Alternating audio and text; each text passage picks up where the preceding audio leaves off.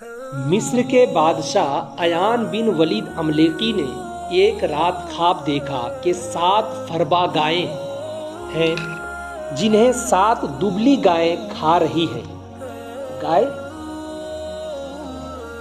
موٹے گائے دبلے گائے کو کھا رہی ہیں۔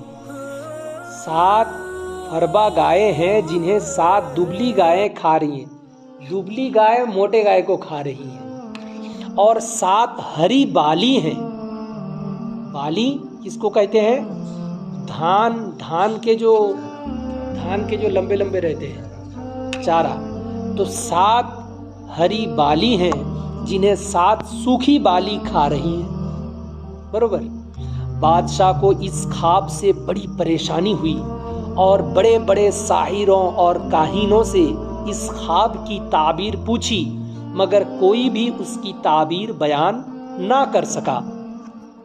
بادشاہ کا ساقی جو جیل میں گیا تھا کچھ دن پہلے، بادشاہ کا ساقی جو جیل میں رہ چکا تھا اور یوسف علیہ السلام کے فرمانے کے مطابق اپنے عہدے پر بحال ہو چکا تھا، بادشاہ سے کہنے لگا کہ جیل میں ایک عالم ہے، جیل میں ایک عالم ہے جو خواب کی تعبیر بتانے میں یکتا ہے۔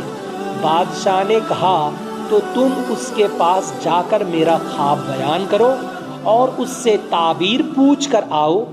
چنانچہ وہ ساقی جیل میں حضرت یوسف علیہ السلام کے پاس آیا۔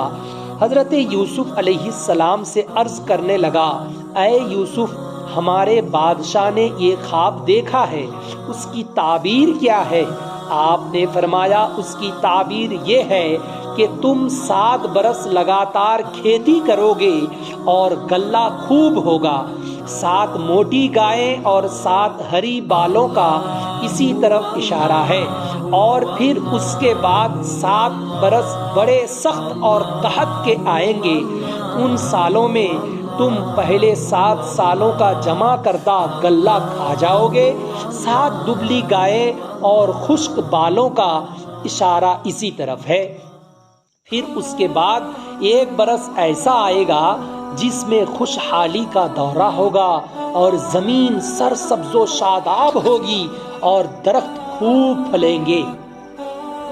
ساقی نے یہ تعبیر جب بادشاہ کو سنائی تو بادشاہ اس تعبیر کو سن کر مطمئن ہو گیا، مطمئن ہوا کہ ہاں، اب جو میں خواب دیکھا ہوں اس کی تعبیر بالکل پرفیکٹ سنا ہوں، اور جان گیا کہ تعبیر یہی ہو سکتی ہے۔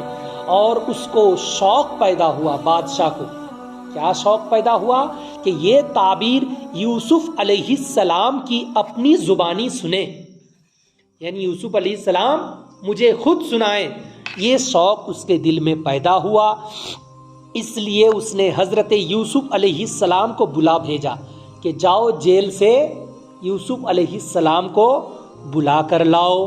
چنانچہ حضرت یوسف علیہ السلام کے پاس بادشاہ کا قاصد پہنچا اور اس نے کہا کہ بادشاہ آپ کو بلاتا ہے۔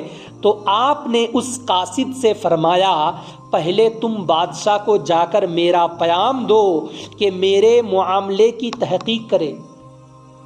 زلیخا جو میرے اوپر الزام لگا کر مجھے جیل میں بھر دی ہے، پہلے میرے معاملے کا انصاف ہو، میرے معاملے کی تحقیق کیے جائیں، لہٰذا پہلے میرے معاملے کی تحقیق کرے، بادشاہ کو جا کے کہہ دو اور دیکھ لے کہ مجھے بلا وجہ جیل میں بھیج دیا گیا ہے، ایسا کیوں ہوا؟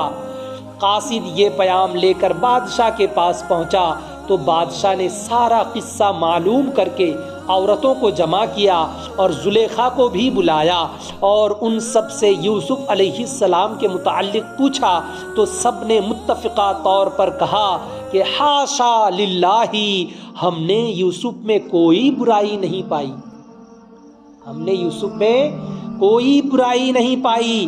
اور زلیخا کو بھی یہ کہنا پڑا کہ اصلی بات کھل گئی اور واقعی میرا یہی قصور تھا، یعنی زلیخا اپنے منہ سے یہ بات بول دی کہ میرا ہی قصور تھا، واقعی میرا ہی قصور تھا، اور وہ بالکل سچا ہے۔ کون؟ حضرت یوسف علیہ السلام بالکل سچے ہیں۔ اس کے بعد بادشاہ کے حکم سے بڑی عزت و احترام کے ساتھ حضرت یوسف علیہ السلام جیل سے رہا کر دیے گئے۔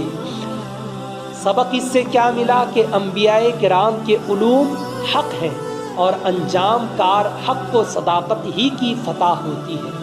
آخر کس کی فتح ہوتی ہے؟ جو صحیح راستے پہ ہوتا ہے اسی کی فتح ہوتی ہے۔ دشمن چاہے لاکھ کوشش کر لیں وہ سچ اور حق کو کبھی دبا نہیں سکتے، چھپا نہیں سکتے۔ کچھ دیر کے لیے اپنی طاقت کے بلبوتے پر، اپنی دولت کے بلبوتے پر حق چیز کو تو دبایا جا سکتا ہے، لیکن ہمیشہ کے لیے دبایا نہیں جا سکتا، ہمیشہ کے لیے چھپایا نہیں جا سکتا۔ ایک نہ ایک دن وہ ضرور اجاگر ہوتا۔ حضرت یوسف علیہ السلام کے پاس پھر یوسف علیہ السلام کو جیل خانے سے بڑی عزت و احترام کے ساتھ لانے کے بعد پھر کیا ہوا انشاءاللہ تبارک و تعالی کل یہ بیان سماعت کیجیے گا۔ اللہ پاک کی بارگاہ میں دعائیں ہیں، یا الہ العالمین پیارے نبی صلی اللہ علیہ وسلم